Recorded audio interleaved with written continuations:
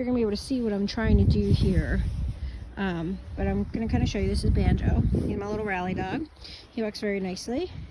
Hopefully I can get some video of me showing you how I taught him how to walk politely. So right now he's in what I call place position, which is basically your heel position. So he's sitting parallel to me with his left shoulder, or his right shoulder next to my left hip. That's where he should be. He's waiting for me to tell him that it's ready to go. You see my leash is dangling. It's not tight. I'm not forcing him to stay here. It's just where he knows he should be. So when he gets ahead of me, we stop and we go back to place position. So I take a cookie. He obviously knows what a cookie is. I take my cookie, and what I do is I keep it right here next to my hip where I want his nose to be. Now he already knows how to walk politely, so then we just go, okay, great. And he follows my cookie. And after so often, I'll give him a little piece of it. So I just keep that going as long as he stays with me. Banjo, good. He gets a cookie. Now he's a pro at this. He already knows how to properly do everything. He sits as soon as I stop, because that's what a good obedience dog does. And if you've noticed, my leash has not once gotten tight yet with him, because he's properly walking. Break. I also use release words before I let him leave. Banjo back. So this way he knows he waits for me to say whatever our release word is, which in this case happens to be break. You can see how nice and loose that leash still is. Banjo, watch me, bud. Banjo, watch me. Thank you. We have a watch me command, which basically is to get his attention to look back at me. So when he starts to get too far ahead of me, we use a watch me. Or when I start to lose his focus, Banjo, Banjo. There's a bird. He likes birds. And then we'll stop for a second and we get our bearings back. Good. And he gets a reward because he's being very good. And then we're going to continue on. Break. Good job. So this is all new. He hasn't been out since they're doing some work over here.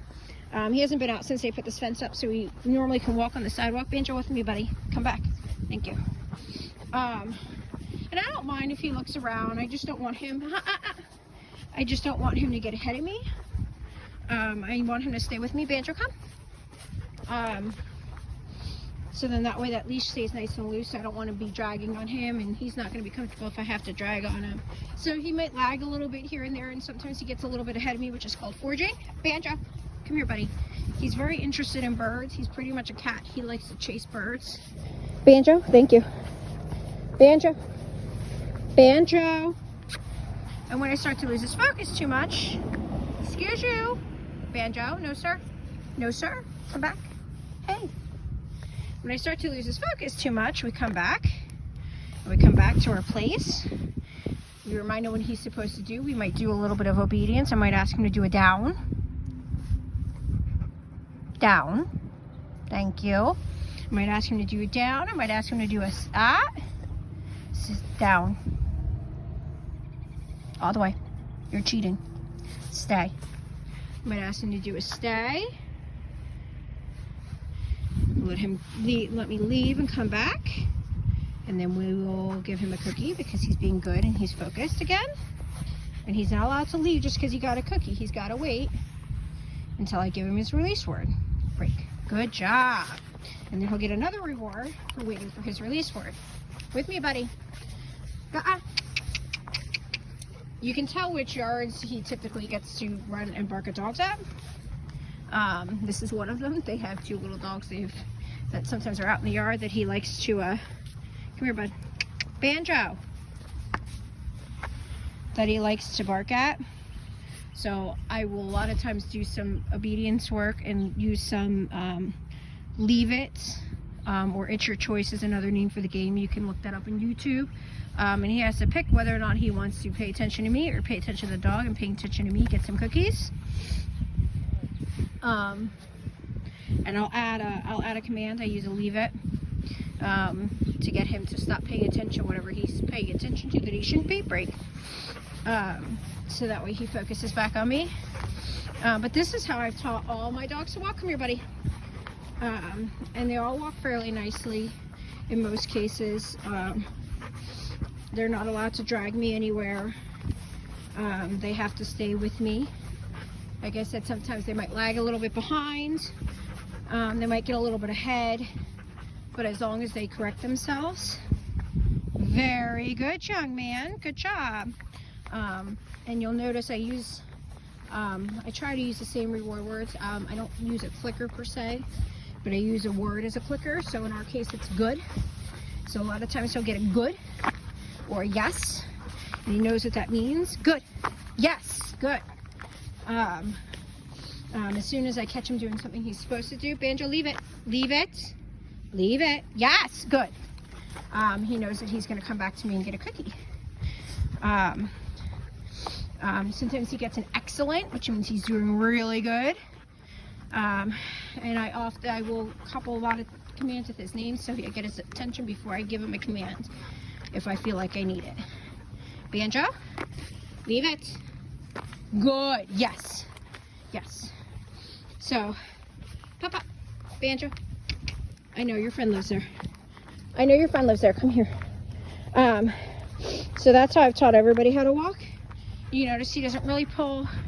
My leash has been pretty loose. Every once in a while I give it a little tug if he gets a little bit too unfocused, just to remind him I'm here. But he's expected to pay attention and stop when I stop, which is really handy at the corners, especially if there's cars coming. He knows he's got to stop and sit. He knows he can't leave until I tell him to. Oh, that was not so good. I didn't tell you that. Can you get back in your place, please? Properly. Thank you. So you see, he corrected himself because he knew I didn't release him. Break. Good job. So that's how all my dogs are trained how to walk, and I take them. I always bring cookies with me when I'm out walking because I want to be able to reward good behavior, and I want to be able to get focus back. Forbid something does catch their attention. Cookies are really important, so I usually go put cookies, and now there's 3 dogs walking towards us, and we'll see what he does. Hopefully he focuses on me because I have food. I don't even think he's noticed those dogs yet, which is very good. Come here, Banjo. Pop up. Yes, good job. Very good. Excellent. Excellent. No, good job. That was an awesome. Leave it, buddy. Leave it. Hey, hey, hey. Leave it. Leave. Leave. Leave it. Leave it. Leave it. Leave it.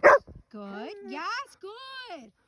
And I'm rewarding even though he's not barking. He didn't stop barking, but he's not pulling and he's not jerking. Leave it. Leave it. Leave it. Hey. Good. Yes. So I'm even rewarding any little sense of what I want for his behavior to be. Banjo, come. Banjo, come. Place. Good job. And he just circled around me, so this is at the phone in my hand. I can't switch my leash.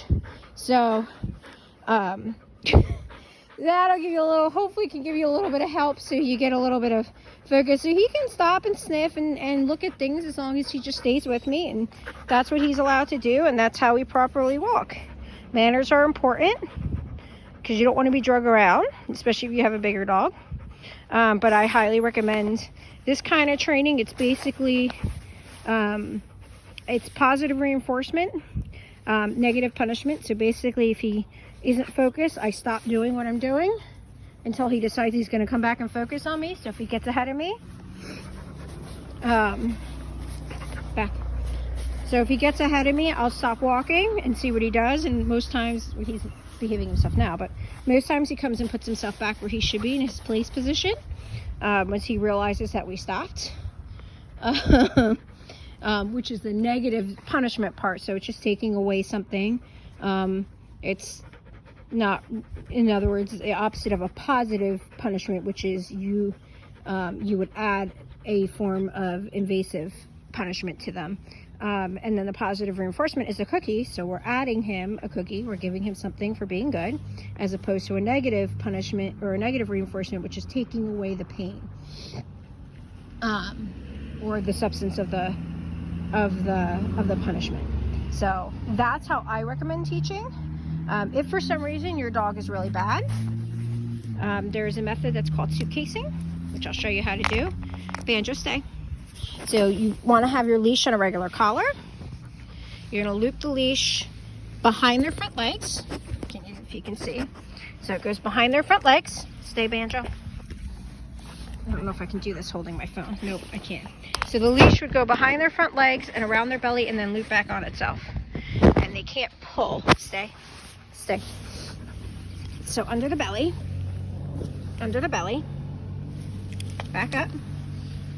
Stay. I know you hate this, buddy. And then once I have it on the other side, I loop the end through itself. And then it acts like a little suitcase, if you can see that. It acts like a little suitcase. And if he pulls, stay, stay. If he pulls, he's pulling on himself. So he pulls on his own girth area. And that's a really useful method if your dog is really pulling very bad and you can't get them to stop. Good job, buddy. Sit. Good man.